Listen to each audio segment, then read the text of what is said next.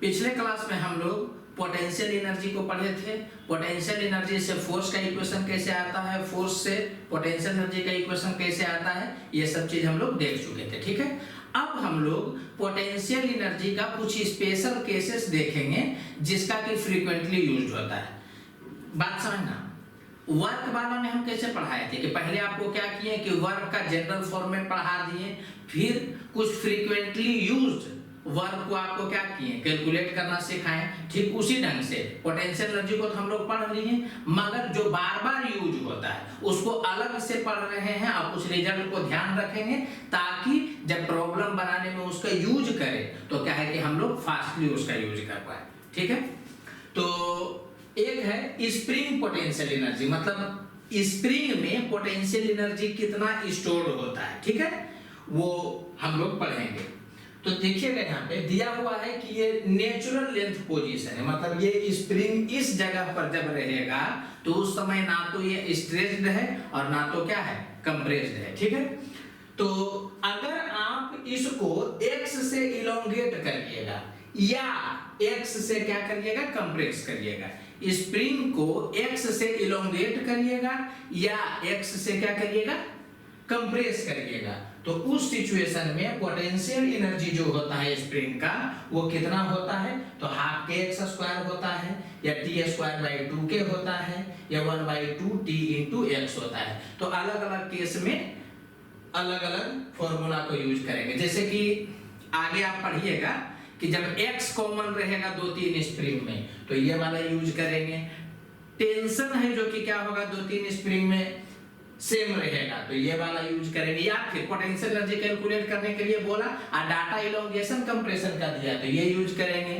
Tension का data दिया तो ये यूज करेंगे। ये भी कभी कभी यूज होता है, कम यूज होता है लेकिन कभी कभी यूज होता है। ठीक है, एक बार फिर से, अगर स्प्रिंग को आप x से कंप्रेस करिएगा या x से इलोंगेट करिएगा, उस सिचुएशन में पोटेंशियल एनर्जी स्प्रिंग में कितना स्टोर होता है, तो u इक्वल टू हाफ के एक्स स्क्वायर या टी स्क्वायर बाई 2k या 1/2 t इंटू एक्स, ये वाला आपको याद रखना है। ठीक है, एक बार हम फिर से बोलना चाहेंगे, पोटेंशियल एनर्जी हमेशा कैसे कैलकुलेट होता होगा, तो ऑब्वियस सी बात है कि हम बताए थे negative work done by conservative field. ठीक है, तो उसी से इंटीग्रेट करके ये रिजल्ट आता है, मगर हम लोग उससे करेंगे नहीं, डायरेक्ट क्या करेंगे कि रिजल्ट याद रखेंगे 2-3 केस का। उसके अलावा अगर कोई न्यू फोर्स दे देगा, फोर्स का इक्वेशन देगा तो इंटीग्रेट करके हम लोग पोटेंशियल एनर्जी निकालेंगे, वो तो हम आपको पिछले ही क्लास में बता चुके हैं। आई होप क्लियर होगा। ठीक है, तो इसको याद रख लीजिएगा। जहां k क्या है स्प्रिंग कांस्टेंट है,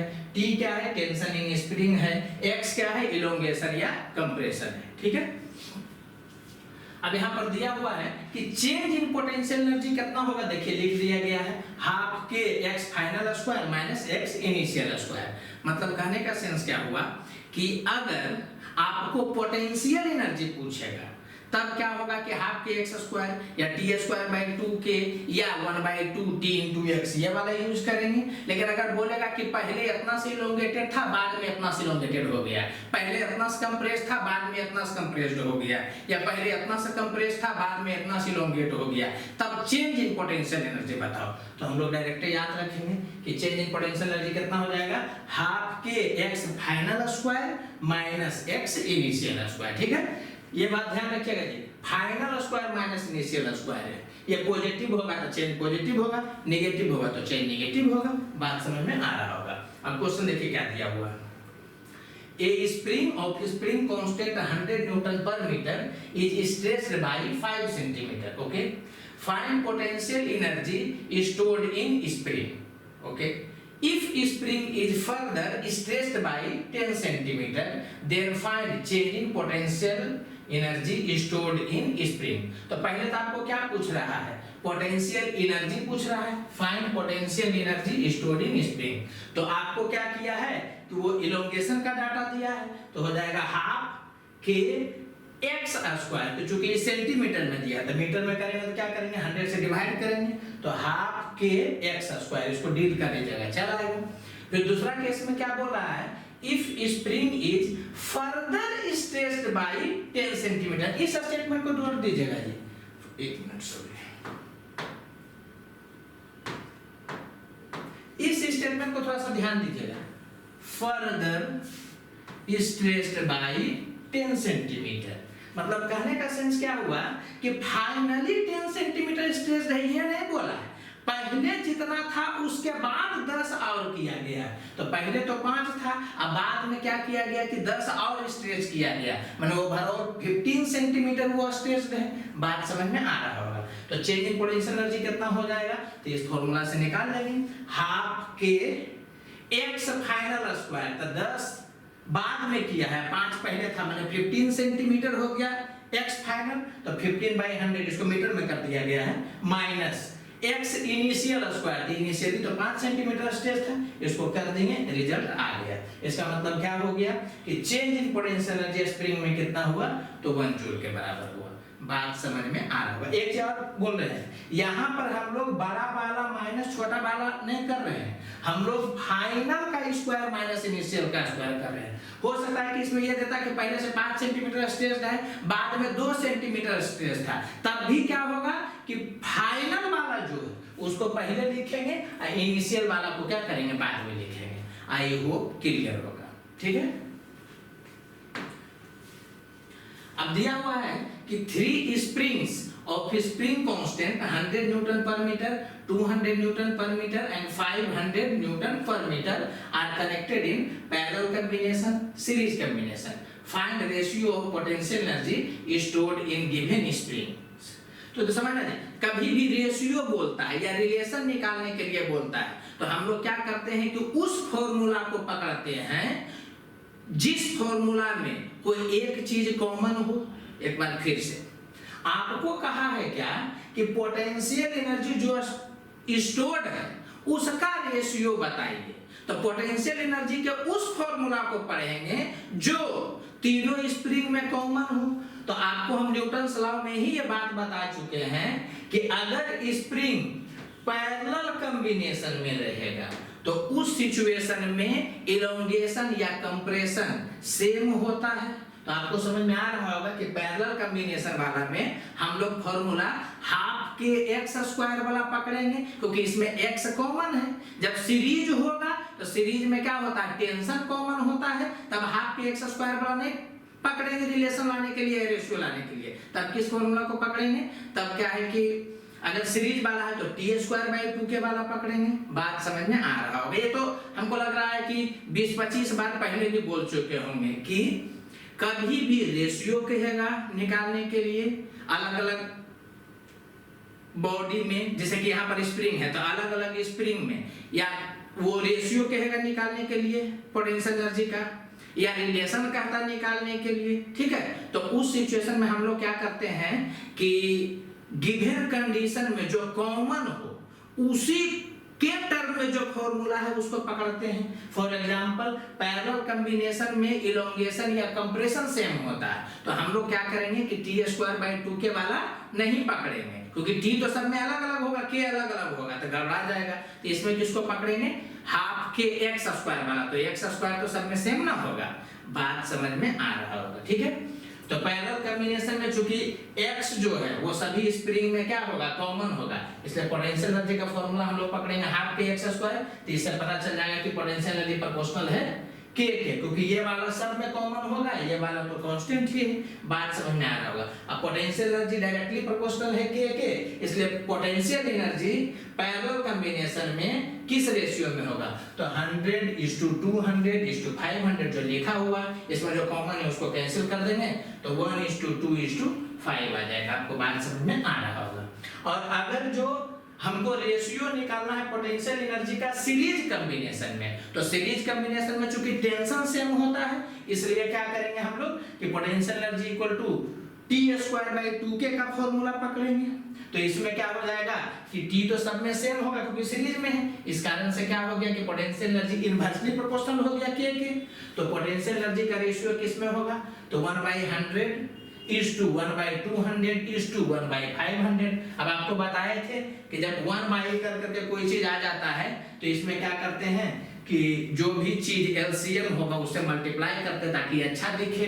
तो 100, 200, 500 इसका एलसीएम कितना हो जाएगा? तो 1000 हो जाएगा। तो सब पे 1000 से मल्टीप्लाई कर देंगे तो आ जाएगा। तो 10:5:2। ऐसा नहीं कि ये गलत है, ये भी सही है, लेकिन आपको इस टर्म में नहीं देगा, मोस्टली इस टर्म में देगा। तो ये सब तो हम आपको बता चुके हैं कि कैसे है, जो कि 1/, करके रखता है तो अच्छा बनाया जाता है। बात पहुंच रहा है, वो कुछ नया चीज है नहीं इसमें। अब हम लोग पढ़ेंगे ग्रेविटेशनल पोटेंशियल एनर्जी। इसमें भी पोटेंशियल एनर्जी कैसे निकलता होगा? तो negative work done by gravitational force, समझ आ रहा है कि नहीं? उसी को इंटीग्रेट करके, लेकिन वो सब सोचना नहीं है, ठीक है। क्योंकि स्प्रिंग का पोटेंशियल एनर्जी और ग्रेविटेशनल का पोटेंशियल एनर्जी जो है ना, वो आगे बहुत बार यूज होगा। तो ये सब चीज एकदम फटफट है, जो कि दिमाग मुंह से निकलना चाहिए, ताकि टाइम ज्यादा नहीं लगे क्वेश्चन बनाने में, इजीली बन जाए, ठीक है। तो ग्रेविटेशनल पोटेंशियल एनर्जी में रिजल्ट एकदम याद रखिएगा। तो पहला रिजल्ट ये याद रखना है कि अर्थ सरफेस से h हाइट पर अगर कोई बॉडी है जिसका मास m है, अर्थ सरफेस से h हाइट पर कोई बॉडी है जिसका मास m है, ठीक है, तो उसका पोटेंशियल एनर्जी कितना होगा?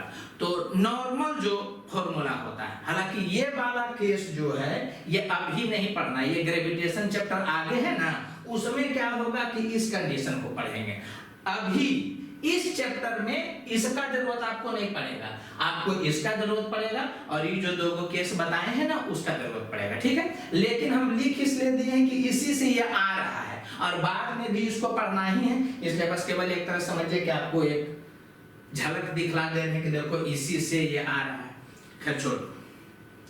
ग्रेविटेशनल पोटेंशियल एनर्जी में याद रखना है कि अगर बॉडी h हाइट पर, हाइट का मतलब हो गया कि सरफेस से नापा जा रहा है डिस्टेंस, h हाइट पर है, तब उसका पोटेंशियल एनर्जी कितना होता है? mgh/1 + h/r, जहां r क्या है? रेडियस ऑफ अर्थ है, ओके। अगर h बहुत छोटा है, तो h बहुत छोटा है तो ये 0 हो जाएगा, तो ये बन जाएगा mgh। तो हम लोग क्या बोलेंगे इसको कि ग्रेविटेशन के कारण किसी स्मॉल बॉडी का पोटेंशियल एनर्जी कितना होता है? तो जनरल केस होता है mgh/1 + h/r, और जब h बहुत छोटा हो जाता है तो पोटेंशियल एनर्जी कितना हो जाता है? mgh हो जाता है, जहां h क्या है? सरफेस से डिस्टेंस उस बॉडी का, ये कहिए कि हाइट है, ठीक है। तो ये दोनों आप याद रखिएगा, ठीक है। अब जो बोलने जा रहे हैं वो वाला ज्यादा ध्यान दीजिएगा, रीजन इस चैप्टर में आपको यही यूज होगा, ये दोनों जो है वो कम होगा। ये वाला तो रेयर केस में कुछ कुछ जगह हो सकता है, ये वाला तो वर्क एनर्जी चैप्टर में यूज नहीं होता, ग्रेविटेशन चैप्टर में होता है। तो खैर उसको आगे देखेंगे। अब ध्यान से सुनिएगा जी, मेन एप्लीकेशन ये हम लोग कैसे यूज करेंगे। हम लोग यूज करेंगे ग्रेविटेशनल पोटेंशियल एनर्जी वाला में कि जिस जगह पर आपको पोटेंशियल एनर्जी देखना है वहां पर आप क्या करिएगा ना कि कुछ भी मान लीजिएगा, जैसे कि u मान सकते हैं, u1 मान सकते हैं, u2 मान सकते हैं, कुछ भी मान लीजिएगा। तो यहाँ पर हम क्या किए हैं कि u मान लिए, ठीक है। अब ऊपर अगर आप जाइएगा ना तो h हाइट ऊपर जाइएगा तो पोटेंशियल एनर्जी mgh से बढ़ जाएगा, और h हाइट अगर नीचे आइएगा तो पोटेंशियल एनर्जी mgh से घट जाएगा। क्लियर करिएगा जो बोल रहे हैं। सबसे पहले तो ये वाला h और ये वाला h में अंतर है। ये वाला जो h पढ़ रहे थे वो पढ़ रहे थे अर्थ सरफेस से जो दूरी था, और यहाँ पर जो h पढ़ रहे हैं उसको अर्थ सरफेस से कोई मतलब नहीं है। यहाँ पर पढ़ रहे हैं कि अगर यहाँ u माना गया है तो इससे h ऊपर कितना पोटेंशियल एनर्जी होगा, या इससे h नीचे कितना पोटेंशियल एनर्जी होगा, इस ढंग से बात समझ में आया। यहाँ पर h था जो कि अर्थ सरफेस से डिस्टेंस था, और यहाँ पर h जो है वो अर्थ सरफेस से नहीं है, इनिशियली जहां पर बॉडी है उससे h ऊपर है या h नीचे है, ये वाला यहाँ पढ़ाया गया है। तो मोस्टली आपको यही यूज होगा, ठीक है। अभी तत्काल अगर इसको आप नहीं भी ध्यान देना चाहते हैं तो कोई बात नहीं, सीधे रिजल्ट रख लीजिएगा कि जहां पर पोटेंशियल एनर्जी u मानिएगा उससे h ऊपर potential energy U plus mgh हो जाएगा, और जहां पर पोटेंशियल एनर्जी U मानिएगा उससे नीचे h के माने h दूरी पर कितना होगा, तो U माइनस mgh होगा। बात समझ में आ रहा होगा? एक बार फिर से, क्योंकि इससे जरूरत पड़ेगा इस चैप्टर में बहुत ज्यादा, इसलिए हम इसको 2-4 बार बोल रहे हैं। ग्रेविटेशनल पोटेंशियल एनर्जी के केस में कहीं भी आप कुछ भी मान लीजिएगा, जैसे कि हम बोलेंगे क्या कि इनिशियली कहीं कुछ मानना होगा तो U मान लीजिएगा। अब बाद में अगर क्या है कि H ऊपर अगर है तो वहां potential energy U plus mgh हो जाएगा, और अगर जो नीचे आते हैं H तो पोटेंशियल एनर्जी नीचे पर कितना होगा, U माइनस mgh। बात समझ में आ रहा होगा? ऊपर जाने पर पोटेंशियल एनर्जी बढ़ेगा और नीचे आने पर पोटेंशियल एनर्जी घटेगा। ठीक है, इसका एक्सप्लेनेशन इसे अभी तत्काल जानने का जरूरत नहीं है, हम खाली बोल दे रहे हैं। देखो होता क्या है, पोटेंशियल एनर्जी में चेंज क्या है, तो negative work done by conservative field. तो ऊपर जाते हो तो वर्क डन निगेटिव होता है, और फिर उसमें भी माइनस लगा दो तो पॉजिटिव हो गया। नीचे आओगे तो work done by mg positive होगा, यहाँ है निगेटिव वर्क डन तो ओवरऑल माइनस में आ गया। इसी कारण से work done by gravitational field जो है और पोटेंशियल एनर्जी में जो चेंज है वो दोनों क्या होता है कि ऊपर नीचे के केस में उल्टा होता है। बात समझ में आया? वर्क डन ऊपर जाने पर निगेटिव होता था, लेकिन पोटेंशियल एनर्जी देखो बढ़ रहा है। ठीक है, नीचे जाने पर वर्क डन पॉजिटिव होता था, क्लियर? लेकिन पोटेंशियल एनर्जी क्या है कि घट रहा है, कि हम इसलिए बता रहे हैं ना कि तुम कंफ्यूज नहीं हो जाना, अच्छा जैसा वर्क था वैसा ही कर देंगे क्या, तो ये ध्यान रखना कि ये दोनों उल्टा होता है। ठीक है, तो आपको समझ में आ रहा होगा। एक बार फिर से हम बोल देते हैं, किसी भी जगह पर आप पोटेंशियल एनर्जी U मान लीजिएगा, ओके, वहां से H हाइट ऊपर जाइएगा तो potential energy U plus mgh होगा, वहां से H हाइट नीचे आइएगा तो potential energy U minus mgh होगा। ठीक है, यहाँ H में एक कंडीशन है कि H जो है ना वो अर्थ के रेडियस के रिस्पेक्ट में बहुत कम है। मतलब क्या है कि 10 किलोमीटर 20 किलोमीटर तक भी तुम यूज कर सकते हो, क्योंकि अर्थ का रेडियस 6400 किलोमीटर है, तो उसका 1% भी देखोगे तो 64 किलोमीटर। बात समझ में आ रहा होगा कि ये वाला जो फॉर्मूला बताया गया वो कब तक यूज है, जब H यूजफुल है, जब तक H क्या है बहुत छोटा होगा अर्थ के रेडियस से। मतलब आप समझिए ना कि 50 किलोमीटर तक आपका है जो कि आराम से वैलिड है। ठीक है, और यहां पर यही बोला गया है कि अगर केवल हॉरिजेंटल क्या होगा मोशन होगा तो उस सिचुएशन में चेंज जो है वो 0 होगा पोटेंशियल एनर्जी। माने कहने का सेंस क्या है कि यहाँ अगर U है तो हॉरिजेंटल केवल देखोगे तो हर जगह U ही होगा। ऊपर होगा तब पोटेंशियल एनर्जी बढ़ेगा, नीचे होगा तब पोटेंशियल एनर्जी घटेगा। लेकिन अगर हॉरिजेंटल लेवल पर होगा तो पोटेंशियल एनर्जी ना तो बढ़ेगा ना तो घटेगा, मतलब कांस्टेंट रहेगा। हम ही नहीं बोले 0 होगा, कांस्टेंट रहेगा। बात समझ में आ रहा होगा? तो आई होप आप तक ये बात पहुंच गया होगा। ठीक है, अब बाकी जी अगर बॉडी क्या है ना कि छोटा नहीं है थोड़ा सा बड़ा है तो उस सिचुएशन में H जो होता है वो vertical displacement of centre of mass होता है। जैसे वर्क वाला में पढ़ाए थे आपको तो पता चल गया होगा। अब क्वेश्चन से गुजरते हैं तो क्या है कि जो बोले हैं वो क्लियर होगा। दिया हुआ है ए 3 kg mass is placed at 1 kilometre height from earth surface. बात समझिएगा, इसका मतलब क्या है कि ये वाला कंडीशन वो दे दिया। ठीक है, जब अर्थ सरफेस से डिस्टेंस का बात नहीं करेगा तब आप ये वाला यूज कर लीजिएगा। अर्थ सरफेस से डिस्टेंस का बात करेगा और हाइट जो है वो 50 किलोमीटर से कम रहेगा तो ये यूज कर लीजिएगा, 50 किलोमीटर से ज्यादा रहेगा तब ये वाला यूज करिएगा। बात पहुंच गया होगा। बार बार बोल रहे हैं, हो सकता है आपको इरिटेशन होगा लेकिन इसलिए बोल रहे हैं क्योंकि इसका आगे बहुत ज्यादा यूज है। ओके, तो दिया है कि a 3 kg mass is placed at 1 kilometer height from earth surface. Okay, find its gravitational potential energy. If the given mass moves up by 50 meter second में down by 60 meter, then find change in potential energy. Okay, तो आपको बोल रहा है कि gravitational potential energy बताइए earth surface से 1 kilometre के दूरी पर। तो 1 किलोमीटर तो अर्थ के रेडियस से बहुत छोटा है, तो ये वाला लग जाएगा। तो ug का वैल्यू हो जाएगा mgh, m का दिया हुआ है, g का दिया हुआ है, h को आप ऐसा यूनिट में लिखिएगा, तो 1 किलोमीटर को 1000 मीटर लिखिएगा, तो इसको कर लीजिएगा, कितना आएगा। इसका मतलब अर्थ सरफेस से 1 किलोमीटर के दूरी पर 3 kg मास का जो बॉडी है उसका पोटेंशियल एनर्जी इतना होगा। क्लियर?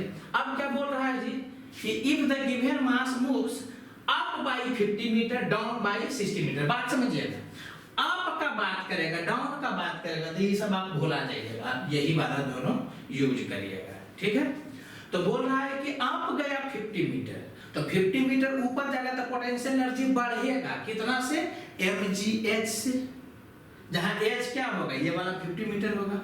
नीचे आएगा तो घटेगा, कितना से? mgh से। क्लियर?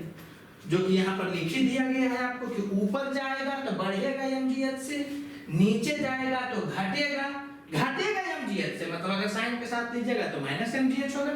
बात आपको समझ में आ रहा होगा। और अगर एप्लीकेशन करना है तो इसी को इस फॉर्मेट में लिखा गया कि यहाँ u है तो ऊपर में u प्लस mgh होगा, और यहाँ u है तो नीचे में u माइनस mgh होगा। बात पहुंच रहा होगा। तो ऊपर गया तो डेल्टा ug हो जाएगा प्लस mgh, नीचे आएगा तो डेल्टा ug हो जाएगा माइनस mgh, तो इतना हो गया। बात समझ में आ रहा होगा आपको। अब हम लोग को पढ़ना है law of conservation of energy, या इसी को बोलते हैं मैकेनिकल एनर्जी कंजर्वेशन। बात समझिएगा छोटो, सबसे पहले हम जो बात पर हिट करेंगे उसको गौर करिएगा, क्योंकि यहाँ से थ्योरेटिकल क्वेश्चन भी आया है कुछ एग्जाम में और आप लोगों में भी आएगा, ठीक है। Work energy theorem all type of forces के लिए वैलिड है, कंजर्वेटिव हो, नॉन कंजर्वेटिव हो, इंटरनल हो, एक्सटर्नल हो, कुछ भी है। ऑल टाइप्स ऑफ फोर्सेस के केस में भी वर्क एनर्जी थ्योरम वैलिड है। क्लियर? लेकिन law of conservation of energy है या law of mechanical energy conservation जो है वो केवल कंजर्वेटिव फोर्स के लिए, ये दिमाग में बैठा लीजिएगा। जैसे जहां फ्रिक्शन लगता हुआ रहेगा एनर्जी डिसिपेट होगा, और अगर एनर्जी डिसिपेट होगा तो वहां पर कंजर्वेशन ऑफ एनर्जी नहीं लगेगा। बात समझ में आ रहा होगा आपको। एक बार फिर से, कंजर्वेशन ऑफ एनर्जी केवल और केवल कंजर्वेटिव फोर्सेस के केस में ही लगेगा। नॉन कंजर्वेटिव फोर्स जब बॉडी पर एक्ट कर करके हीट लॉस करेगा तो उस सिचुएशन में कंजर्वेशन ऑफ एनर्जी नहीं लगेगा। बात समझ में आ रहा होगा, ठीक है। और मैथमेटिकली कैसे लिखिएगा जी कंजर्वेशन ऑफ एनर्जी को? कंजर्वेशन ऑफ एनर्जी मतलब यहाँ मैकेनिकल एनर्जी, मतलब पोटेंशियल एनर्जी, काइनेटिक एनर्जी के बारे में बात किया जा रहा है, ठीक है। इलेक्ट्रिकल एनर्जी के बारे में नहीं सोचना, क्लियर है ना। केमिकल एनर्जी के बारे में नहीं सोचना। यहाँ पर हम लोग को किसके बारे में सोचना है? या तो पोटेंशियल एनर्जी के बारे में या तो काइनेटिक एनर्जी के बारे में, ओके। तो कंजर्व है एनर्जी, मैकेनिकल एनर्जी, इसका मतलब इनिशियली जो मैकेनिकल एनर्जी है वो फाइनल मैकेनिकल एनर्जी के बराबर होगा। बात समझ में आ रहा होगा। इसका मतलब इनिशियल जो काइनेटिक एनर्जी और पोटेंशियल एनर्जी होगा सिस्टम का, बाद में भी सिस्टम का काइनेटिक एनर्जी और पोटेंशियल एनर्जी उतना ही होगा। बात समझना, हम ये नहीं बोल रहे हैं कि जितना इनिशियली काइनेटिक एनर्जी था बाद में भी उतना ही काइनेटिक एनर्जी होगा, ये नहीं बोल रहे हैं। हम ये बोल रहे हैं कि इनिशियली जितना काइनेटिक एनर्जी और पोटेंशियल एनर्जी टोटल था मिला करके बाद में भी काइनेटिक एनर्जी और पोटेंशियल एनर्जी का नेट उतना ही होगा। काइनेटिक एनर्जी घट सकता है, काइनेटिक एनर्जी बढ़ सकता है, पोटेंशियल एनर्जी घट सकता है, पोटेंशियल एनर्जी बढ़ सकता है, लेकिन दोनों एक साथ नहीं घट सकता है, दोनों एक साथ नहीं बढ़ सकता है। एक वो घटेगा तो दूसरा उतना ही से बढ़ जाएगा, ताकि शुरू में जितना था बाद में भी उतना ही रहे। बात समझ में आ रहा होगा। यहाँ कहीं नहीं लिखा गया ये बात कि इनिशियल काइनेटिक एनर्जी बराबर होगा फाइनल काइनेटिक एनर्जी, ये नहीं बोला गया है। Initial potential energy final potential energy के बराबर होगा, ये नहीं बोला गया। यहाँ बोला गया है कि इनिशियल काइनेटिक एनर्जी और पोटेंशियल एनर्जी का समेशन पूरे सिस्टम का वो बराबर होगा फाइनल काइनेटिक एनर्जी और पोटेंशियल एनर्जी ऑफ सिस्टम का। ओके, इसी को आप ऐसे भी बोल सकते हैं कि जितना से काइनेटिक एनर्जी बढ़ा पोटेंशियल एनर्जी उतना से घट गया, तभी तो नेट है जो कि उतना ही रह गया। या आप बोल सकते हैं कि जितना काइनेटिक एनर्जी घटा पूरे सिस्टम का पोटेंशियल एनर्जी उतना ही से बढ़ गया, ताकि समेशन जो है वो कांस्टेंट है। बात समझ में आ रहा होगा, ठीक है। तो हम लोग जो है वो इस ढंग से यूज करेंगे कि शुरू का लिख देंगे initial kinetic energy potential energy और फाइनल वाला भी काइनेटिक एनर्जी पोटेंशियल एनर्जी लिख देंगे। तो इसमें क्या है ना कि थोड़ा कम दिमाग लगाना पड़ता है, ठीक है। अगर पर्सनली देखा जाए तो हम इसको नहीं यूज करते, इस टर्म को यूज करते हैं न्यूमेरिकल बनाने में, लेकिन हम अभी जो अप्लाई करेंगे तो ये वाला नहीं करेंगे, ये वाला करेंगे। एक आध जगह पर ये वाला हम बताएंगे, लेकिन इसमें क्या है ना कि बच्चा को थोड़ा गलती होने का चांस भी रहता है, ठीक है। तो जब प्रैक्टिस हो जाता है तो ये वाला क्या है कि ज्यादा कंफर्टेबल फील होता है, लेकिन शुरू में क्या है कि गलती हो सकता है, इसलिए शुरू में हम इसको लेकर के चलेंगे, ठीक है। और थ्योरेटिकल क्वेश्चन भी पूछा जा सकता है कि law of conservation of energy is, और उस पर स्टेटमेंट दे देगा, ये दे देगा, ये दे देगा, ये दे देगा, ऑल दे देगा।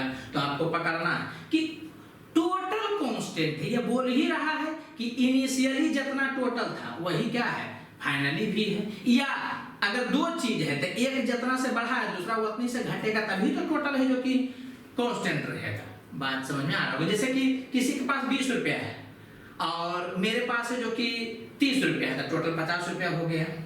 अब क्या है कि बाद में भी टोटल उतना ही पैसा रहेगा। ये कब पॉसिबल है कि जितना हमारा घटा उतना ही से उसका बढ़ जाए, तब ना जोड़ करके कांस्टेंट हो गए। तो कॉमन सेंस का चीज है।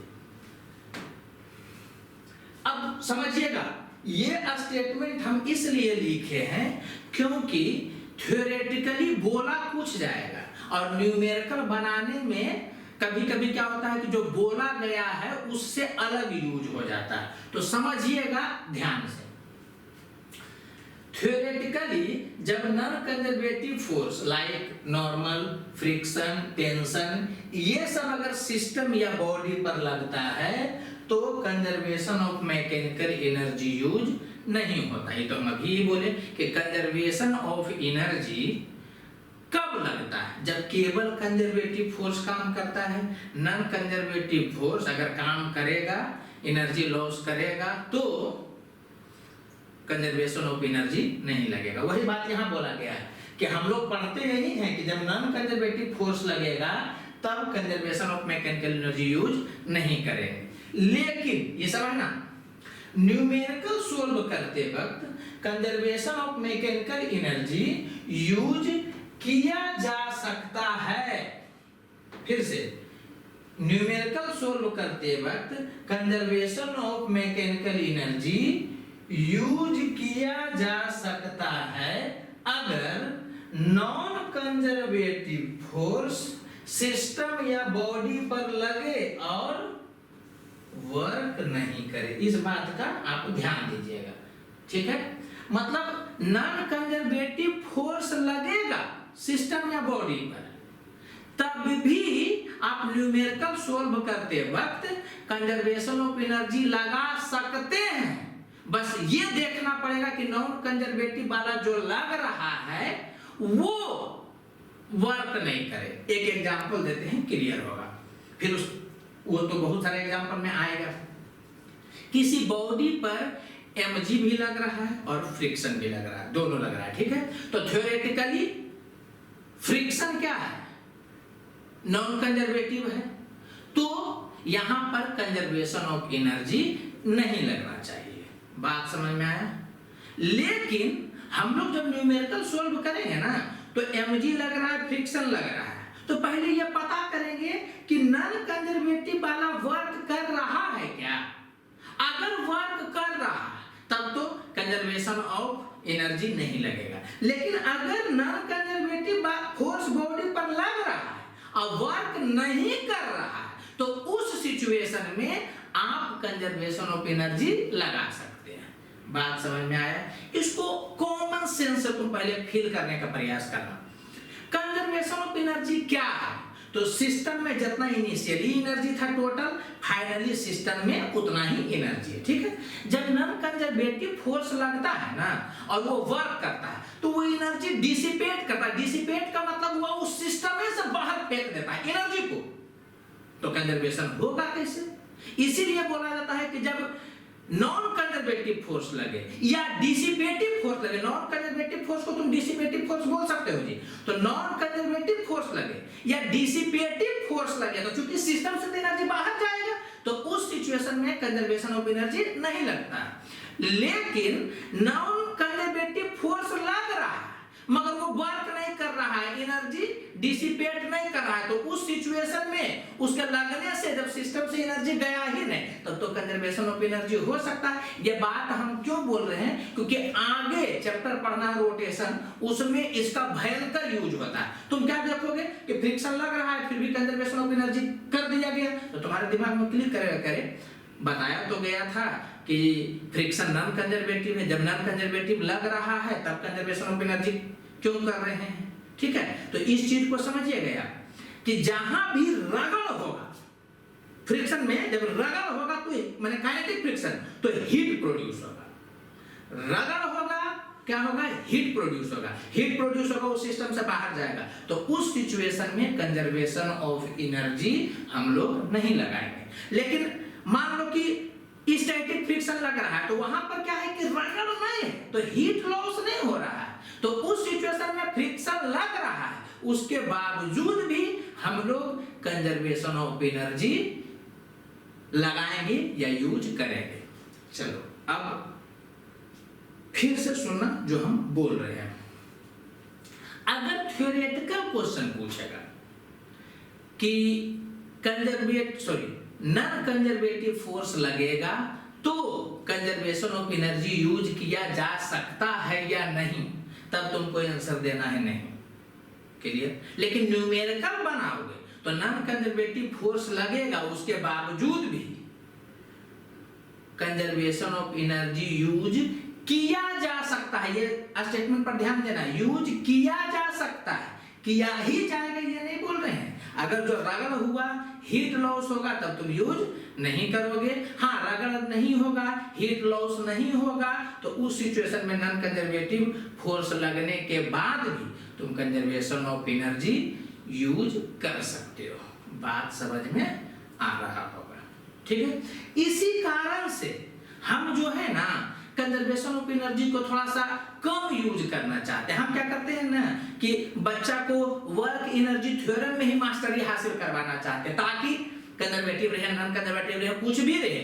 उस थ्योरम को, वर्क एनर्जी थ्योरम को अच्छा से अप्लाई करना जान जाओ तो क्या होगा कि किसी भी क्वेश्चन में तुम बना लोगे। ऐसे क्या है कि तुमको कंजर्वेशन ऑफ एनर्जी पर प्रैक्टिस रहा अब पता चला कि डिसिपेटिव फोर्स लगने लगा तो अब तो कंजर्वेशन ऑफ एनर्जी नहीं लगा सकते हैं, तो वर्क एनर्जी लगाएंगे पता चला वहां पर प्रैक्टिस कम रहा तो गलती भी हो सकता है। इसलिए हम कंजर्वेशन ऑफ एनर्जी भी पढ़ाएंगे इसके जस्ट बाद, मैंने एग्जांपल करवाएंगे और वर्क एनर्जी पर तो करवा ही दिए। फिर भी हम सजेशन यही देंगे कि वर्क एनर्जी थ्योरम का एप्लीकेशन ज्यादा हम लोग करेंगे, वो ज्यादा स्मार्ट फीलिंग भी देता है और क्या है कि हर केस में एप्लीकेबल भी होता है।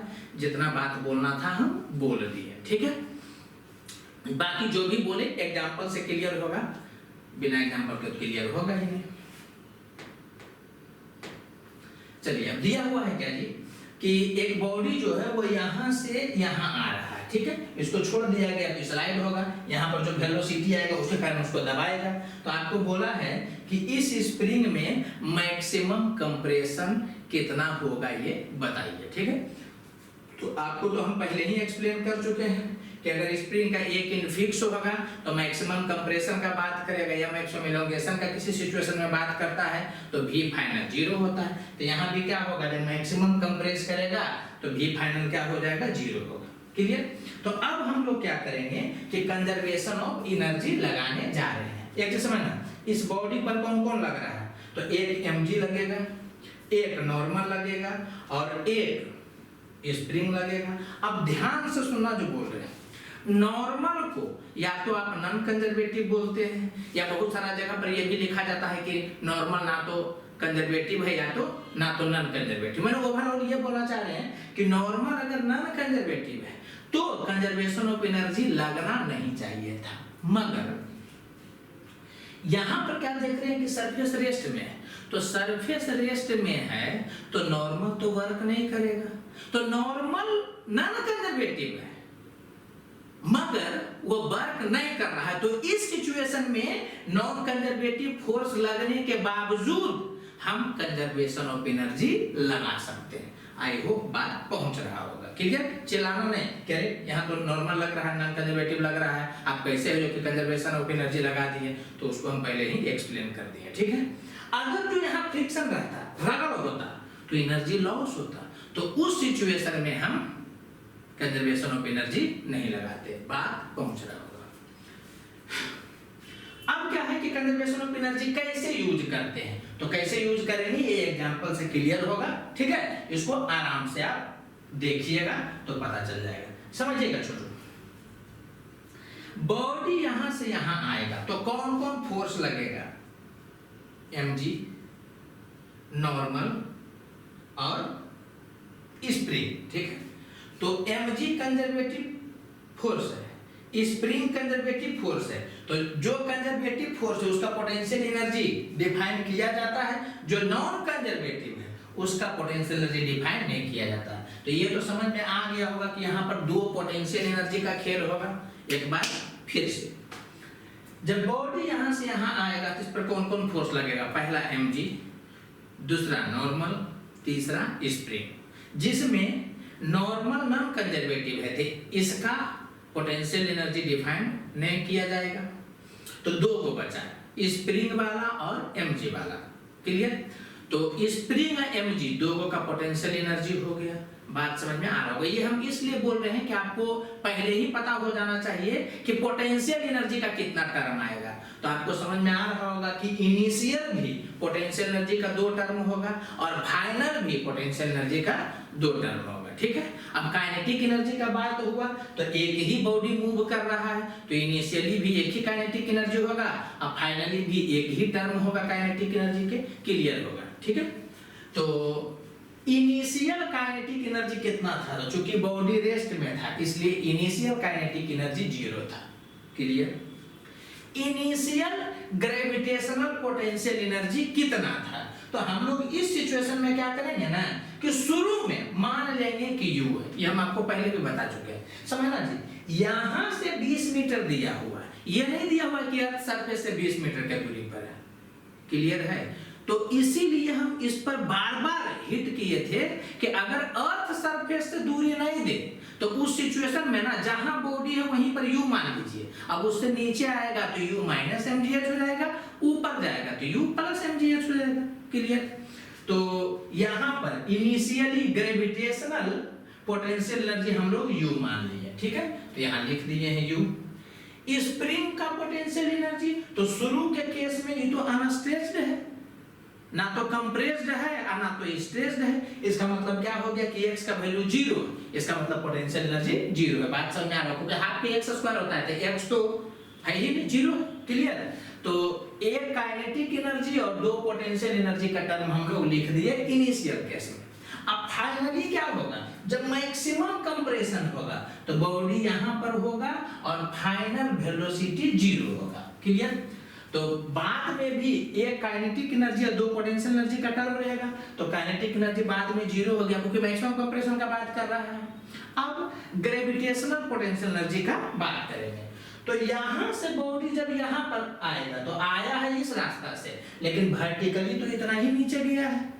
वर्टिकली कैसे निकलता है? तो ऐसे आएगा यहां पर, तो यहां हॉरिजॉन्टल लाइन खींचोगे, यहां हॉरिजॉन्टल लाइन खींचोगे, यही गैप है। ये बहुत बार बोल चुके हैं, एक बार लास्ट बार हम बताएं कि वर्टिकल डिस्प्लेसमेंट कैसे निकलता है। तो बॉडी यहां से यहां आया तो 20 मीटर नीचे आया, तो यहां अगर u था तो यहां पर gravitational potential energy u minus mgh हो जाएगा।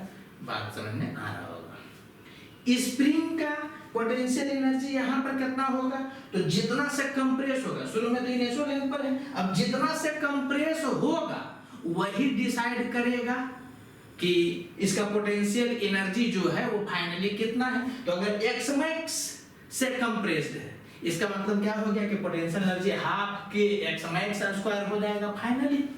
बात समझ में आ रहा होगा। अब तो कुछ करना ही नहीं है, देखो u से u कैंसिल हो गया, ठीक है। बाकी क्या है कि डाटा पुट कर दीजिएगा, इधर u से u कैंसिल हो जाएगा तो लेफ्ट में तो 0 बचेगा, इधर क्या होगा माइनस m का वैल्यू 5, g का वैल्यू 10, h का वैल्यू 20 हो गया, प्लस हाफ के x मैक्स स्क्वायर, इसको डील कर लीजिएगा, चलाएगा, ठीक है।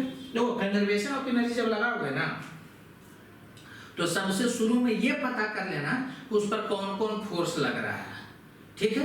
तो उतना ही उसका पोटेंशियल एनर्जी वाला टर्म बनेगा, जो कंजर्वेटिव रहेगा। नॉन कंजर्वेटिव रहेगा तो उसका तो पोटेंशियल एनर्जी वाला टर्म नहीं बनेगा। हाँ, रगड़ाते रहेगा तो फिर क्या है कि कंजर्वेशन ऑफ एनर्जी लगबे नहीं करेगा। अगर रगड़ नहीं है, एनर्जी लॉस नहीं हो रहा है, तब क्या है कि तुम कंजर्वेशन ऑफ एनर्जी लगाओगे, उसके बावजूद भी जो नॉन कंजर्वेटिव फोर्स है उसका पोटेंशियल एनर्जी नहीं लिखोगे, ठीक है, क्योंकि उसका डिफाइन नहीं किया गया है। तो इससे क्या होता है ना कि आपको क्लियर पता चल जाता है कि कितना पोटेंशियल एनर्जी का टर्म लिखाएगा। ये बार-बार बोल रहे हैं क्योंकि इसमें टर्म छूट जाता है, ठीक है। वर्क एनर्जी का एक बेनिफिट यहाँ भी है, कौन कौन फोर्स लग रहा है उसके कारण वर्क लिखेंगे, चेंज इन काइनेटिक एनर्जी, कोई झंझट नहीं है। इसमें क्या है कि कौन कौन फोर्स लग रहा है, तो mg लग रहा है, नॉर्मल लग रहा है, स्प्रिंग लग रहा है। अब इसमें क्या होगा कि नॉर्मल का तो नहीं देखेंगे पोटेंशियल एनर्जी, तो 2 का पोटेंशियल एनर्जी और एक है जो कि काइनेटिक एनर्जी, तो 3 टर्म इधर लिखोगे, 3 टर्म इधर लिखोगे, इधर इनिशियल वाला डाटा पुट करोगे, इधर फाइनल वाला डाटा पुट करोगे और सॉल्व करोगे, चल आएगा, ठीक है। अच्छा, इसमें बताया क्या गया है ये समझिएगा कि यहाँ पर काइनेटिक एनर्जी क्या था 0 और यहाँ पर काइनेटिक एनर्जी कितना है फिर से 0, यहाँ रिलीज किया था काइनेटिक एनर्जी 0, यहाँ पे जब मैक्सिमम कंप्रेशन होगा उस सिचुएशन में भी 0 होगा, काइनेटिक एनर्जी 0। तो हम लोग क्या देखे, बॉडी का होल जर्नी में काइनेटिक एनर्जी जो है वो इनिशियली और फाइनली सेम हो गया, मतलब चेंज इन काइनेटिक एनर्जी 0 है, माने काइनेटिक एनर्जी में चेंज नहीं हुआ। और एनर्जी कंजर्व है, ये क्या बता रहा है कि अगर एक का पोटेंशियल एनर्जी बढ़ा है तो दूसरे का पोटेंशियल एनर्जी घटा है और मैग्नीट्यूड वाइज सेम है। समझ में आए तो ठीक, नहीं समझ में आए तो कोई बात नहीं। तो पोटेंशियल एनर्जी जो है एक का जितना घटेगा दूसरा उतना ही से बढ़ जाएगा, क्यों? क्योंकि काइनेटिक एनर्जी में चेंज नहीं हुआ। अरे नेट चेंज नहीं हुआ, इसमें एक और है जो कि चेंज नहीं हो रहा है। ये क्या बता रहा है कि इसमें बाकी जो बचा का है उसमें एक जितना बढ़ा होगा दूसरा उतना ही घटा होगा। समझ में आ रहा होगा। अब बार बार बोल रहे हैं हम कि ये वाला प्रैक्टिस का चीज है, समझ में आए तो ठीक, ठीक है। आप ये वाला यूज करिएगा, वो ज्यादा अच्छा है। और कंपटीशन में प्रॉब्लम बनाने के दौरान हम तो कहेंगे ये सबने यूज करना, सीधे वर्क एनर्जी थ्योरम मार देगा, ठीक है। क्योंकि बताना हमारा काम है, इसलिए हम बता दे रहे हैं। तो पोटेंशियल एनर्जी कितना से घटा था, H नीचे आया तो mgh से घटा, और स्प्रिंग का काइनेटिक एनर्जी कितना से बढ़ा, तो शुरू में कुछ नहीं था, बाद में हाफ के x मैक्स स्क्वायर हो गया। तो इसमें पोटेंशियल एनर्जी स्प्रिंग का बढ़ा है हाफ के x मैक्स स्क्वायर से, और पोटेंशियल एनर्जी ऑफ माने ग्रेविटेशनल पोटेंशियल एनर्जी घटा है mgh से। दोनों मैग्नीट्यूड वाइज बराबर होगा, कर लीजिएगा तो चला आएगा। समझ में आया तो ठीक, अदरवाइज ये वाला समझ में आ गया होगा आपको। अब समझिएगा, दिया हुआ है कि if both blocks are given velocity 6 metre in opposite directions as shown in figure, ठीक है। अच्छा, यहाँ पर फिगर नहीं दिखाया है, मतलब वेलोसिटी का नहीं दिखाया है। तो अपोजिट डायरेक्शन में फेंका है तो 2 केस हो सकता है, दोनों को ऐसे फेंक दिया होगा सेम वेलोसिटी से, या दोनों को ऐसे भेज दिया होगा, ठीक है। तो दिखाना चाहिए था, नहीं दिखाया होगा, इसका मतलब किधरों तुम फेंको, यही मानना पड़ेगा। बात समझ में आया क्या बोले? आपको बोला है कि बॉडी को अपोजिट डायरेक्शन में फेंका गया, या तो ऐसे फेंका जाएगा या तो ऐसे फेंका जाएगा, ठीक है। तो उसको दिखा देना चाहिए था। अगर नहीं दिखा है, इसका मतलब क्या है कि ऐसे फेंकिए या ऐसे फेंकिए, एक ही घटना हो रहा होगा, तो हम लोग किधरों मान लेंगे, ठीक है। बोल रहा है कि फाइंड मैक्सिमम इलोंगेशन और कंप्रेशन, ठीक है। अब बात समझिएगा, बॉडी को हम मान लेते हैं कि ऐसे फेंक दिए, ऐसे, ठीक है। तो सेम वेलोसिटी से फेंके हैं, तो मैक्सिमम कंप्रेशन के केस में, सॉरी मैक्सिमम इलोंगेशन के केस में दोनों वेलोसिटी माने दोनों बॉडी का जो वेलोसिटी होगा वो जीरो होगा। ये आता है कंजर्वेशन ऑफ मोमेंटम से, जो अगला चैप्टर में पढ़ेंगे। अभी हम बस केवल ये बोल रहे हैं या इतना हिंट कर दे रहे हैं कि अगर सेम स्पीड से आप दोनों बॉडी को फेंके हैं, ठीक है, इस क्वेश्चन में, तो क्या है कि बाद में दोनों का क्या होगा, जीरो। अब ये नहीं पूछेगा क्यों, ये अगले चैप्टर में पता चलेगा। एक्चुअली होता क्या है ना कि इसको भी से फेंका गया, इधर मोमेंटम m भी है और इधर भी मोमेंटम उतना ही m भी है, तो नेट शुरू में जीरो है तो बाद में भी जीरो होगा। इस ढंग से बताया जाता है, वो अगले चैप्टर में पढ़ेंगे। अभी तत्काल एक जो आपको हिंट देना चाहिए वो ये कि जब ऐसे फेंकिएगा तो मैक्सिमम कंप्रेशन के केस में, सॉरी मैक्सिमम इलोंगेशन के केस में दोनों का वेलोसिटी जीरो होगा। या ऐसे फेंकते तो मैक्सिमम कंप्रेशन के केस में दोनों का वेलोसिटी जीरो होगा। ये रिजल्ट में मतलब हिंट अभी आपको हम दे दिए, तब ये सवाल बनेगा। आगे में क्या होगा कि ये सब चीज आपको पहले ही से पता रहेगा, तो समझिएगा। चलो शुरू के सिचुएशन में देखिए कि क्या क्या फोर्सेस पर लग रहा है। तो एक mg लग रहा है, एक नॉर्मल लग रहा है, स्प्रिंग वाला अभी नहीं लग रहा है, लेकिन जब ये ऐसे चलेगा या ऐसे चलेगा तो स्प्रिंग वाला भी लगेगा। मतलब इस बॉडी पर पूरे जर्नी में mg लगेगा, नॉर्मल लगेगा और स्प्रिंग वाला लगेगा, 3 लगेगा। जिसमें सरफेस चूंकि रेस्ट में है तो नॉर्मल वर्क नहीं करेगा, तो नॉर्मल का पोटेंशियल एनर्जी नहीं होगा। इसका मतलब दो चीज हुआ, नॉर्मल वर्क नहीं करेगा मतलब कंजर्वेशन ऑफ एनर्जी लगा सकते हैं। दूसरा ग्रेविटेशनल पोटेंशियल एनर्जी और स्प्रिंग पोटेंशियल एनर्जी दो होगा, इसलिए पोटेंशियल एनर्जी का दो टर्म होगा। काइनेटिक एनर्जी का तो एगो इसका होगा एगो इसका होगा, मतलब इस क्वेश्चन में दो पोटेंशियल एनर्जी का टर्म होगा और दो काइनेटिक एनर्जी का टर्म होगा। बात क्लियर होगा। तो काइनेटिक एनर्जी ऑफ बॉडी 1, ठीक है, वो कितना हो जाएगा, तो हाफ m और v कितना दिया हुआ 6 मीटर पर सेकेंड, तो इतना हो गया एक बॉडी का काइनेटिक एनर्जी। फिर दूसरे बॉडी का काइनेटिक एनर्जी जो है इसका वो भी उतना ही होगा, हाफ इंटू 6 का स्क्वायर, तो इसीलिए एक बॉडी का लिख के इंटू 2 कर दिया गया है। तो पूरे सिस्टम का काइनेटिक एनर्जी है जो कि इतना हुआ, ठीक है। एक बात ध्यान देना जी, कंजर्वेशन ऑफ एनर्जी पूरे सिस्टम पर लगता है, किसी एक बॉडी को तुम नहीं देखोगे। हाँ, एक बॉडी चल रहा है, एक बॉडी को देख सकते हो, वो अलग चीज है। वर्क एनर्जी जो होता है ना पूरे सिस्टम पर भी लगता है और इंडिविजुअल पर भी लगता है। तो आप लोगों के सिलेबस में मोस्ट ऑफ द केसेस में इंडिविजुअल ही होगा। कंजर्वेशन ऑफ एनर्जी पूरे सिस्टम में आपको देखना पड़ेगा, ये चीज को ध्यान रखिएगा। तो ऐसा नहीं होगा कि आप केवल इसका कंजर्वेशन ऑफ एनर्जी करिएगा, इस सिस्टम को देख रहे हैं तो इस पूरे सिस्टम का एनर्जी को आपको कंजर्व करना पड़ेगा। बाकी एग्जांपल से गुजरिएगा तो क्लियर होगा। तो शुरुआत में दोनों का काइनेटिक एनर्जी इतना हो गया, एक का इतना दूसरा का भी उतना ही, तो 2 से मल्टीप्लाई कर दिए, इतना काइनेटिक एनर्जी हो गया।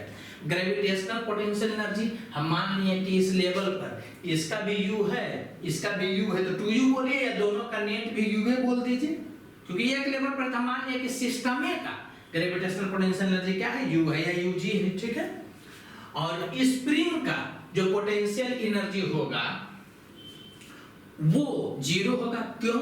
क्योंकि ना तो वो स्ट्रेच्ड है और ना तो कंप्रेस्ड है शुरू के केस में। तो आई होप ये वाला आपको मिल गया होगा। अब फाइनली जब मैक्सिमम इलोंगेशन का केस बनेगा तो उस सिचुएशन में दोनों बॉडी रेस्ट में रहेगा। ये अभी तत्काल आप मान लीजिए कि रेस्ट में रहेगा, कैसे वो अगला चैप्टर में देखेंगे। तो काइनेटिक एनर्जी एक का 0 दूसरा का भी 0।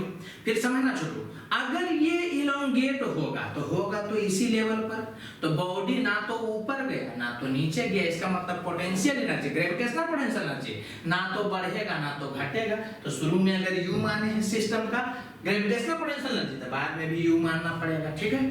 अब जब वो इलोंगेट होगा मैक्सिमम इलोंगेशन के केस में, या अगर ऐसे फेंके होंगे तो कंप्रेस होगा तो मैक्सिमम कंप्रेशन के केस में, पोटेंशियल एनर्जी कितना हो जाएगा, तो हाफ के और जो भी आप एक्स मैक्स माने हैं कंप्रेशन या इलोंगेशन उसका स्क्वायर, क्योंकि हाफ के एक्स स्क्वायर होता है, इलोंगेशन रहे या कंप्रेशन रहे उससे उसको कोई बहस नहीं, ठीक है। इलोंगेशन होगा एक्स से तब भी हाफ के एक्स स्क्वायर, कंप्रेशन होगा तब भी हाफ के एक्स स्क्वायर। बहुत सारे बच्चा को मिसकंसेप्शन होता है, इस बात को ध्यान दीजिएगा।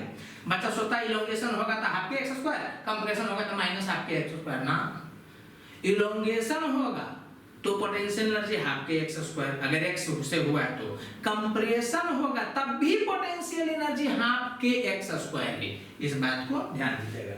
तो वही वाला कर दिया गया, u से u कट जाएगा, सोल्व करिएगा तो चल आएगा।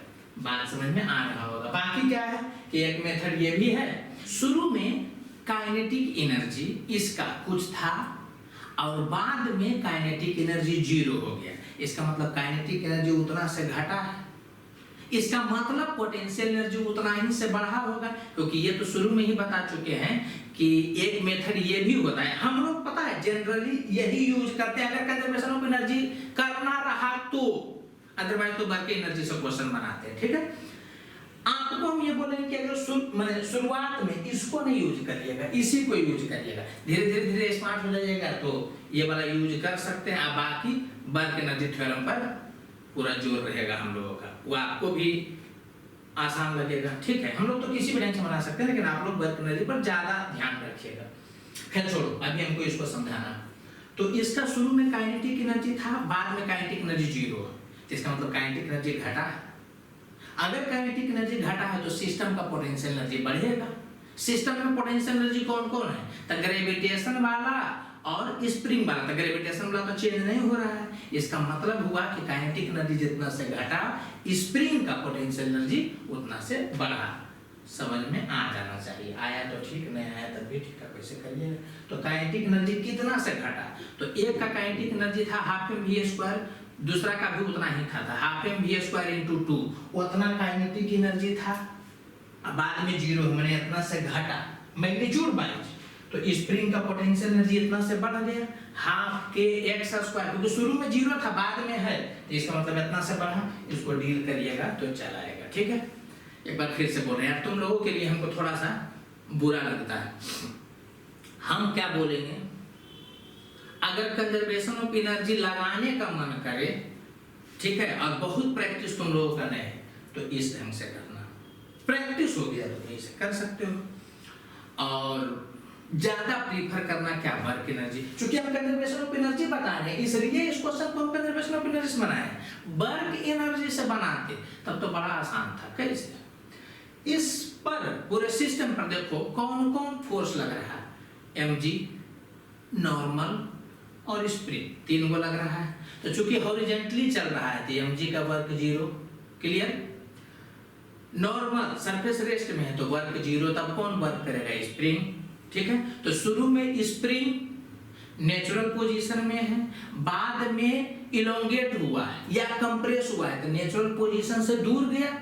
इलोंगेट होगा तब भी नेचुरल पोजीशन से दूर जाएगा, कंप्रेस होगा तब भी नेचुरल पोजीशन से दूर जाएगा। इसका मतलब वर्क डन बाय स्प्रिंग जो होगा वो माइनस हाफ के एक्स मैक्स का स्क्वायर हो जाएगा, और वो बराबर होगा चेंज इन काइनेटिक एनर्जी। मतलब फाइनल काइनेटिक एनर्जी तो 0, इनिशियल काइनेटिक एनर्जी निकल जाएगा, उससे करोगे तुरंत आ जाएगा। अब यहाँ देखिए क्या दिया हुआ है, find the speed of ring when it passes through point A. Okay, point A से जब पास करेगा तब रिंग का स्पीड बताना। नेचुरल पोजीशन ऑफ स्प्रिंग, अच्छा ए जो है वो क्या है, नेचुरल पोजीशन ऑफ स्प्रिंग है। मतलब जब स्प्रिंग इस ढंग का होगा तो ना तो वो इलोंगेटेड होगा ना तो वो कंप्रेस्ड होगा, क्लियर। इसका मतलब क्या है कि यहाँ से दूर होगा तो ऑब्वियस सी बात है कि यहाँ पर तो दिख रहा है कि इलोंगेटेड है। अब आपको ध्यान क्या देना है कि इस रिंग पर कौन कौन फोर्स लग रहा है, रिंग पर। तो सबसे पहला तो mg, दूसरा जो रड का नॉर्मल है वो लगेगा, रड भी रहेगा जी तो नॉर्मल लगाएगा ना उस पर, ये वाला सरफेस नॉर्मल लगाएगा। तो mg हो गया, रड का नॉर्मल हो गया और स्प्रिंग का फोर्स हो गया, 3 फोर्स उस पर लगेगा। बात समझ में आ रहा होगा। तो चूंकि नॉर्मल जो है वो वर्क नहीं कर रहा है क्योंकि ये रेस्ट में है, सरफेस रेस्ट में, तो नॉर्मल वर्क नहीं करेगा। तो क्या हुआ, हम लोग कंजर्वेशन ऑफ एनर्जी लगा सकते हैं, क्योंकि नॉर्मल नॉन कंजर्वेटिव अगर आप मान रहे हैं तो वो वर्क नहीं कर रहा है, तो कंजर्वेशन ऑफ एनर्जी लगा सकते हैं। इसका मतलब हमको क्या क्या लिखना पड़ेगा अगर कंजर्वेशन ऑफ एनर्जी लगाना है तो एक पोटेंशियल एनर्जी लिखना पड़ेगा ग्रेविटेशन का, एक पोटेंशियल एनर्जी लिखना पड़ेगा स्प्रिंग का, और चूंकि एक ही मास मूव कर रहा है तो काइनेटिक एनर्जी का एक टर्म होगा, माने 3 टर्म शुरू में होगा, 3 टर्म बाद में होगा। ठीक है, ये बार बार हम जो बोल रहे हैं ना कि इतना टर्म शुरू में होगा, इतना टर्म बाद में होगा, क्योंकि अगर ध्यान नहीं दीजिएगा तो 5 लाख का वो टर्म छूट गया, तो एक टर्म छूटेगा, दोनों तरफ छूट जाएगा तो हो जाएगा, गलती से टर्म पर ध्यान देना। ठीक है, तो काइनेटिक एनर्जी इसका कितना होगा, तो रिलीज किया गया था, काइनेटिक एनर्जी शुरू में 0 होगा। स्प्रिंग का पोटेंशियल एनर्जी कितना होगा, तो स्ट्रेच तो है शुरू में, तो समझिएगा ये 3 है, ये 4 है, इसका मतलब ये 5 है, तो ये 5 है, और शुरू में नेचुरली कितना था 3, इसका मतलब क्या है कि 3 था और अभी 5 है, इसका मतलब 2 से वो क्या है इलोंगेटेड, बात समझ में आ रहा होगा। तो पोटेंशियल एनर्जी कितना हो जाएगा स्प्रिंग का शुरू में हाफ के, और शुरू का इलोंगेशन, तो इलोंगेशन तो हो गया कितना 5 - 3 2 का स्क्वायर, बात समझ में आ रहा होगा। ये 5 स्क्वायर - 3 स्क्वायर नहीं कर देना चाहिए, यहाँ पर हम इसका पोटेंशियल एनर्जी देख रहे हैं, चेंज इन पोटेंशियल एनर्जी रहता है तब फार्मूला होता है हाफ के x final square minus x initial square.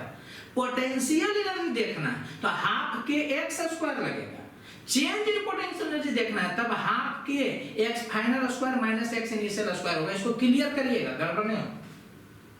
तो ये 3 है, ये 5 है, तो चेंज है 2 का, मतलब ये इलोंगेटेड है 2 से। ठीक है, तो पोटेंशियल एनर्जी हो जाएगा हाफ के 2 का स्क्वायर, ये हो गया स्प्रिंग का। ग्रेविटेशनल पोटेंशियल एनर्जी शुरू में कुछ मान लेते हैं, तो यू मान लिया। ठीक है, जब ये बॉडी यहाँ पहुंचेगा, क्योंकि यहीं पर पहुंचेगा तो पूछ रहा है, तो कुछ स्पीड होगा रिंग का, तो उसका काइनेटिक एनर्जी कितना हो जाएगा हाफ रिंग का mass into v square. Ring का मास समझिएगा 10 ग्राम है, जिसको केजी में लिखा गया है, तो ये वाला जो हो गया वो इस जगह पर रिंग का काइनेटिक एनर्जी हो गया। स्प्रिंग का पोटेंशियल एनर्जी, तो जब यहाँ पर ये पहुंचेगा तो ये नेचुरल पोजीशन में आ जाएगा, माने ना तो इलोंगेशन है ना तो कंप्रेशन है, इसका मतलब स्प्रिंग का पोटेंशियल एनर्जी इस जगह पर आने पर 0 हो जाएगा। और ग्रेविटेशन वाला, तो चूंकि यहाँ u था और ये वाला ना तो ऊपर है ना तो नीचे है, उसी लाइन में, इसका मतलब यहाँ भी ग्रेविटेशनल पोटेंशियल एनर्जी u ही होगा, बात समझ में आ रहा होगा। तो यहाँ पर u है तो यहाँ भी u कर दिए, सोल्व कर लीजिएगा, रिजल्ट चला आएगा। और अगर जो इसको वर्क एनर्जी से बनाना है, जो मेरा फेवरेट है, आपका भी फेवरेट हो जाए तो अच्छा बात है। तो इस पर कौन कौन फोर्स लगेगा रिंग पर, देखना mg स्प्रिंग वाला और नॉर्मल, 3 को फोर्स लग रहा है, एकदम दिमाग ठंडा करके तीनों का वर्क ये बराबर होगा चेंज इन काइनेटिक एनर्जी। तो जब यहाँ पर आएगा तो काइनेटिक एनर्जी हाफ है v square minus initial kinetic energy यहाँ रिलीज किया गया है तो 0।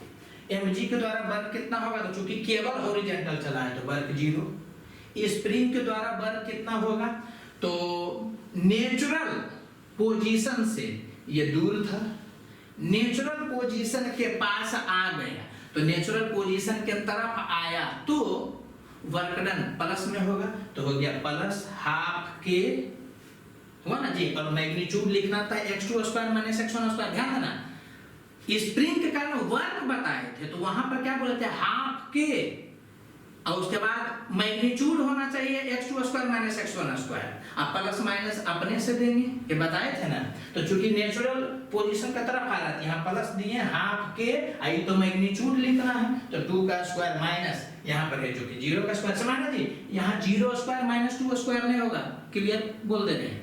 क्यों, क्योंकि वर्क डन में हम लोग मैग्नीट्यूड जानते थे कि हाफ के x2 square minus x1 square होता है, साइन अपने से देते थे, क्लियर होगा।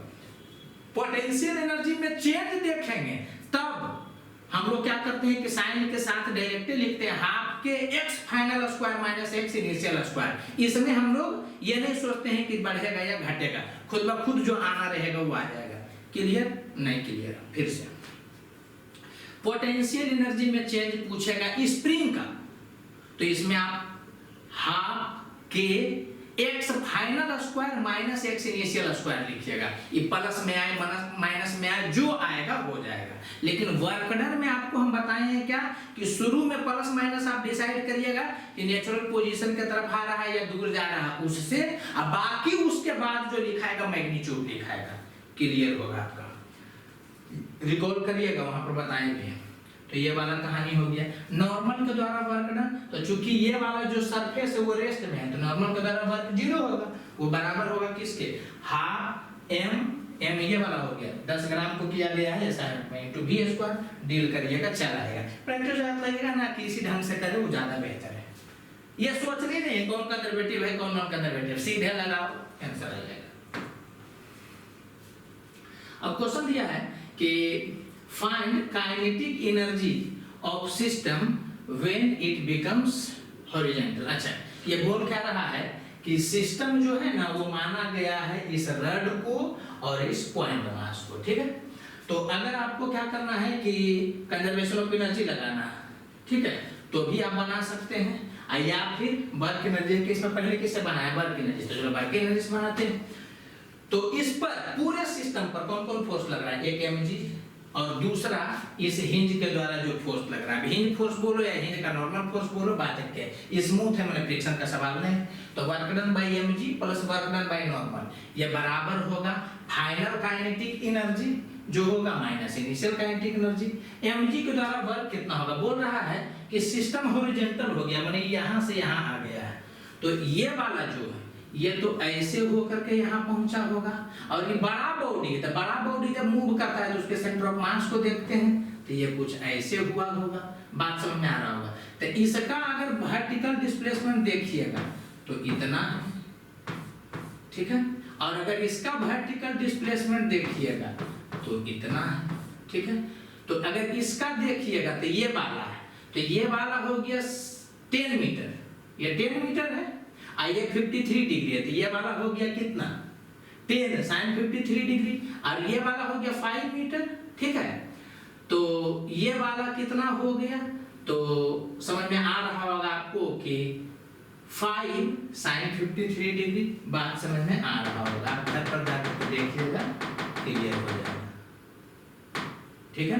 तो ये वाला है जो कि ऐसे आएगा, जब हॉरिजॉन्टल होगा तो इतना नीचे आया है, तो 10 का sin 53 डिग्री, और ये चूंकि बड़ा बॉडी है तो ये ऐसे भी आएगा, तो इसका सेंटर ऑफ मास यहां से यहां आएगा, यहां से यहां आएगा, तो इसका मतलब क्या हुआ कि एक तरह से ये वर्टिकल हुआ, तो ये 5 हो गया, तो ये वाला कितना होगा 5 sin 53 डिग्री, बात समझ में आ रहा होगा।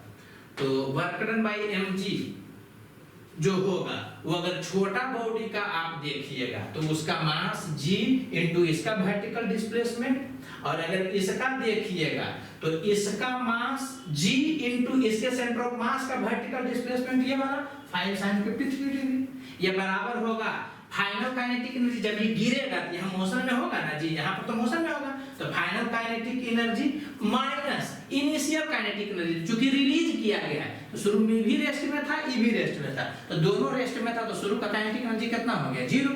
तो आप समझ रहे हो कि शुरू का काइनेटिक एनर्जी 0 है, इस कारण से इनिशियल वाला को 0 कर दिया गया। अब फाइनल एनर्जी जो भी सिस्टम का होगा वो होगा, एक्चुअली वही वाला निकालने भी बोला है, अब इसको सोल्व कर लीजिएगा, चल जाएगा, ठीक है। कंजर्वेशन ऑफ एनर्जी निकालना है, सॉरी कंजर्वेशन ऑफ एनर्जी लगा करके निकालना है। तो इस पर देखिएगा तो एक mg वर्क कर रहा है और एक हिंज वर्क कर रहा है, तो हिंज जो है जो कि फिक्स है, इसका मतलब क्या हो गया कि इसके द्वारा उस पर वर्क किया नहीं जा रहा है, ठीक है। तो इसका तो पोटेंशियल एनर्जी होगा नहीं, क्योंकि नॉर्मल फोर्स जो भी लगेगा, हिंज फोर्स जो भी लगेगा जी, वो क्या है कि नॉन कंजर्वेटिव, ठीक है, तो उसका पोटेंशियल एनर्जी डिफाइन होगा नहीं, तो डिफाइन होगा केवल ग्रेविटेशनल पोटेंशियल एनर्जी, और एक टर्म होगा काइनेटिक एनर्जी का।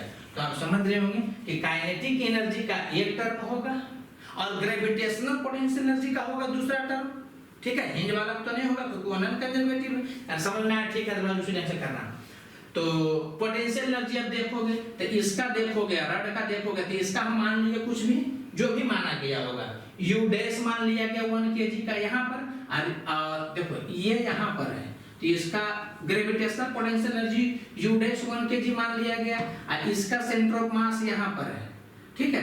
तो इसका भी हम लोग मान लिए क्या, u डबल डैश 6 के जगह कुछ मान लोगे, u1 u2 कुछ मान लोगे, कोई नाम दे दो, ठीक है।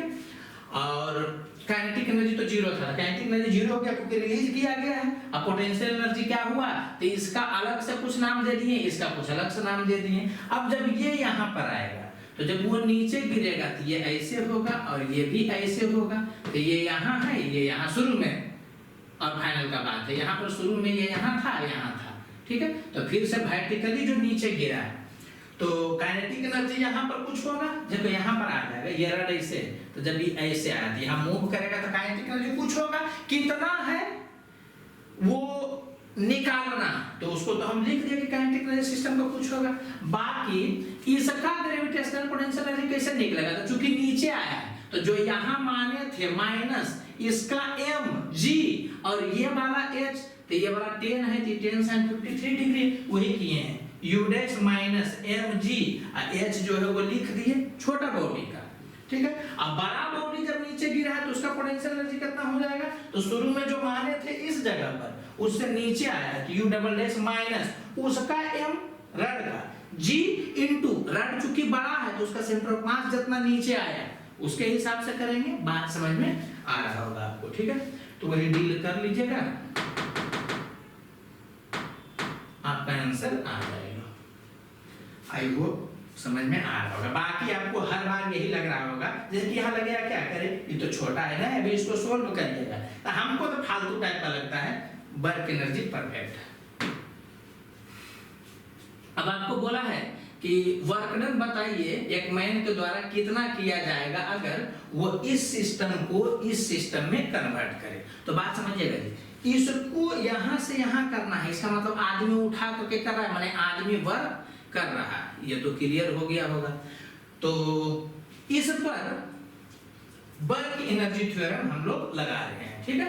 तो इस पर कौन कौन फोर्स लगेगा, एक mg लगेगा, एक नॉर्मल लगेगा, एक जो मैन लगा रहा है, क्लियर है ना, mg लग रहा है, नॉर्मल लग रहा है। अब बोला है कि मैन को कितना वर्क करना पड़ेगा, इसका मतलब मैन वर्क कर रहा है तो मान लेंगे कि w मैन कुछ हुआ, तो जो टोटल वर्क डन होगा इस रड पर वो बराबर होगा final kinetic energy minus initial kinetic energy. समझ में आ रहा होगा। ये हम कंजर्वेशन ऑफ एनर्जी के लिए नहीं बताए, क्योंकि वर्क एनर्जी थ्योरम और कंजर्वेशन ऑफ एनर्जी अब खत्म हो गया, ठीक है। ये वो क्वेश्चन करवा दिए हैं कुछ चीज बताने के लिए, आपको आगे पता चलेगा, बस पाठ में पता चलने वाला है। बोला है कि एक सिस्टम को दूसरे सिस्टम में क्या किया गया, कन्वर्ट किया गया।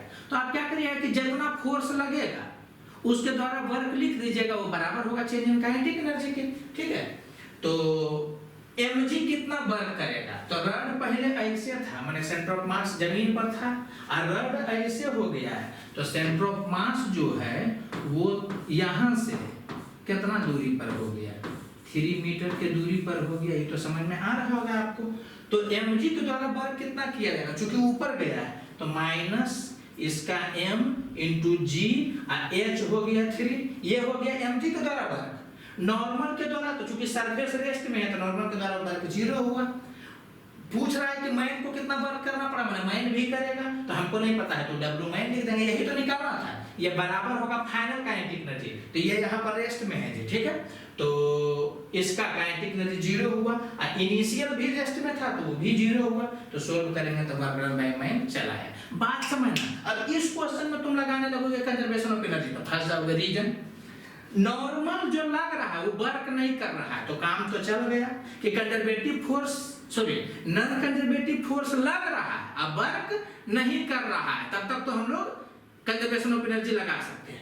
अब मैन जो वर्क कर रहा है उसके बारे में तो आपको पता ही नहीं है कि उसका पोटेंशियल एनर्जी का इक्वेशन क्या होगा या क्या फॉर्मूला होगा, समझ में आ रहा है कि नहीं। तो इसमें कंजर्वेशन ऑफ एनर्जी आप लगाइएगा तो फंस जाइएगा। इसीलिए हम बोलते हैं कि ज्यादा मतलब प्रीफर करिए किसको, वर्क एनर्जी थ्योरम को, कि कोई रहे मैन रहे कोई रहे, आपको पोटेंशियल एनर्जी का इक्वेशन जानने का जरूरत नहीं है, वर्क आपको जानना है, वर्क कैलकुलेट करना है, डील करिएगा चलाएगा, ठीक है। अब बात समझिएगा। चलो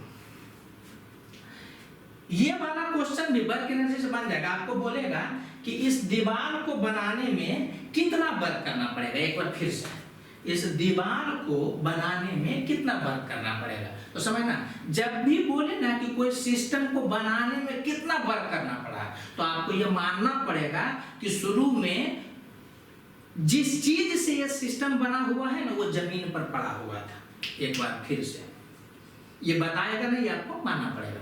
कोई भी चीज अगर बना हुआ है, ठीक है, मानो ईटा का बना होगा या कोई भी मटेरियल का बना हुआ होगा, तो ये मानना पड़ेगा कि वो कैसे बना है।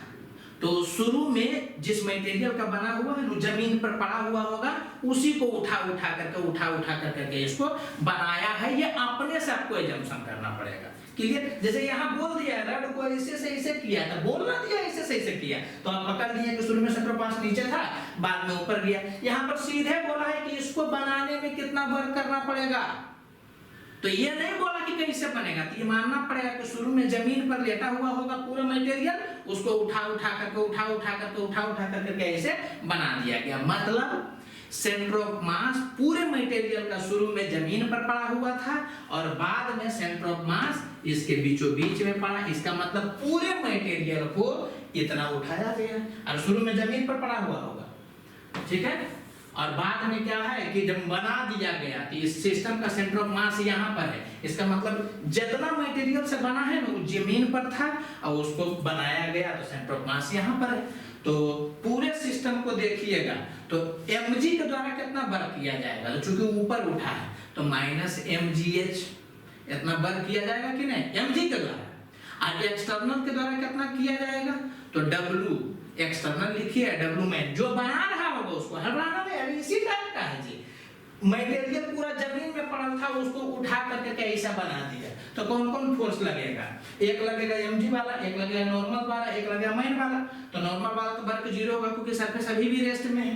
mg वाला तो चूंकि पूरा मटेरियल को ऊपर किया था, चूंकि बड़ा बॉडी ना है तो सेंटर ऑफ मास ऊपर कितना गया है, हाइट है अगर 8 मीटर, इसका मतलब सेंटर ऑफ मास 4 ऊपर गया है। तो इसमें क्या लिखा है, देखो लिख देते हैं -m इतना g10 × h4, ये हो गया mg के द्वारा।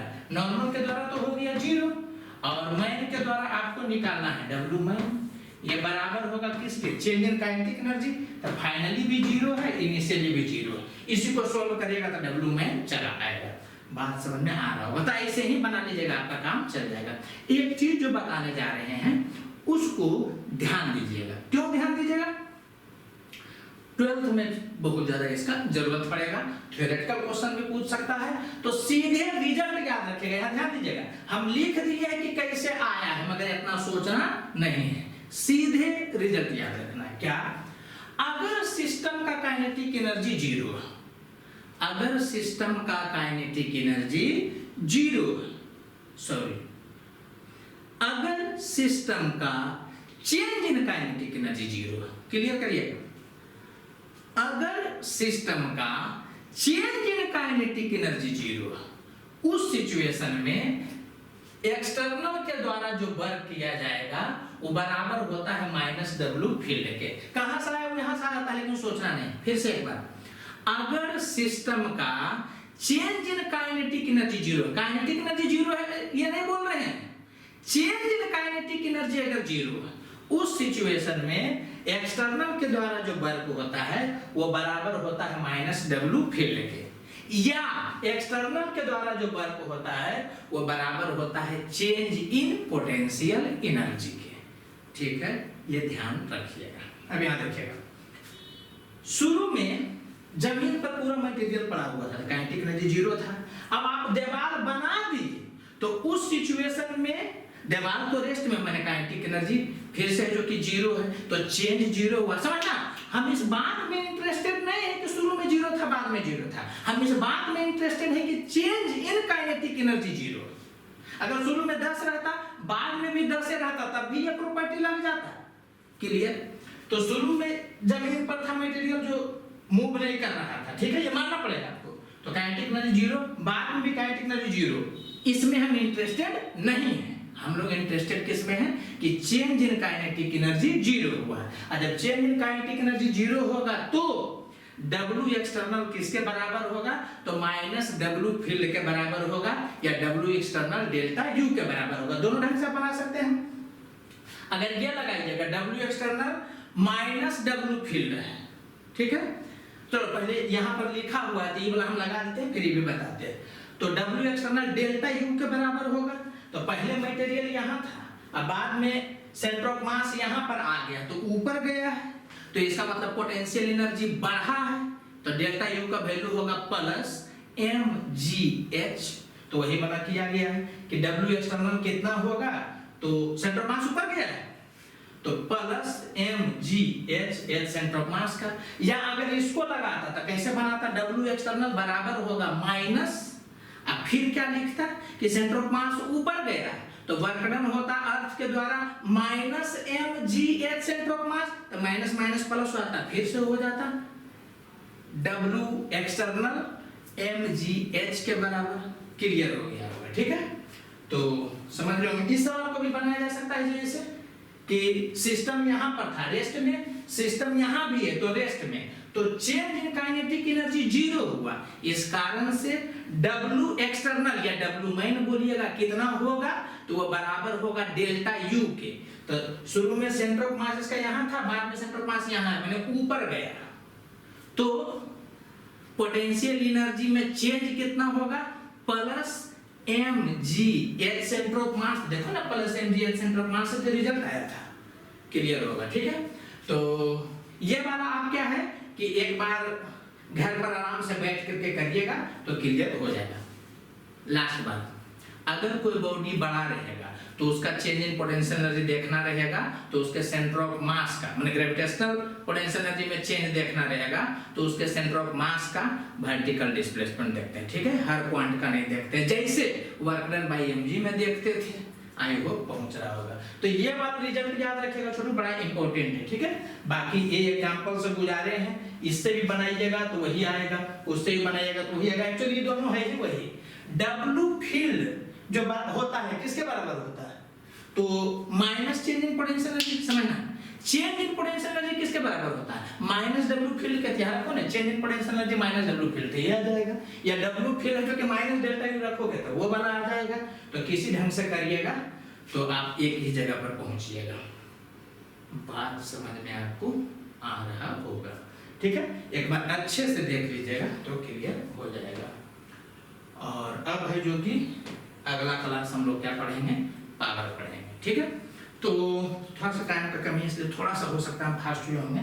ऐसे एक एक बात को हम दो बार, तीन बार, चार बार बोले हैं, उसके पीछे रीजन है। हो सकता है आपको इरिटेशन हो रहा होगा, लेकिन उसके पीछे रीजन है कि इससे बहुत क्वेश्चन आता है और इसका यूज 12th में भी बहुत ज्यादा है, ठीक है। आगे पढ़िएगा सेंटर ऑफ मास, रोटेशन, इस सब में, रोटेशन में भी इसका बहुत यूज होता है। तो आई होप क्लियर हो गया होगा, ठीक है। नहीं क्लियर होगा तो वीडियो को दोबारा आप देखिएगा, डाउट पूछ सकते हैं, ठीक है।